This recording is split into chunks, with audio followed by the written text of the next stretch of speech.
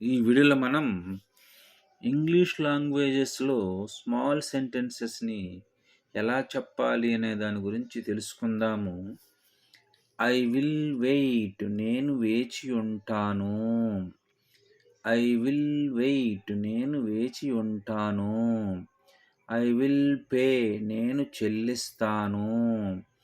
I will pay నేను చెల్లిస్తాను. I will call you నేను నీకు ఫోన్ చేస్తాను. ఐ విల్ కాల్ యూ నేను నీకు ఫోన్ చేస్తాను. ఐ విల్ మీట్ అగైన్ నేను మళ్ళీ కలుస్తాను. ఐ విల్ మీట్ అగైన్ నేను మళ్ళీ కలుస్తాను.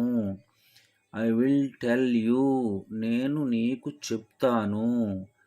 ఐ విల్ టెల్ యూ నేను నీకు చెప్తాను. ఐ విల్ కమ్ నేను వస్తాను. ఐ విల్ కమ్ నేను వస్తాను. ఐ విల్ టేక్ ఇట్ దీనిని నేను తీసుకుంటాను. ఐ విల్ టేక్ ఇట్ నేను దీనిని తీసుకుంటాను. ఐ విల్ ట్రావెల్ టుమారో నేను రేపు ప్రయాణం చేస్తాను.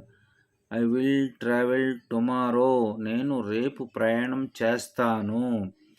ఐ విల్ ఫినిష్ సూన్ నేను త్వరలో పూర్తి చేస్తాను.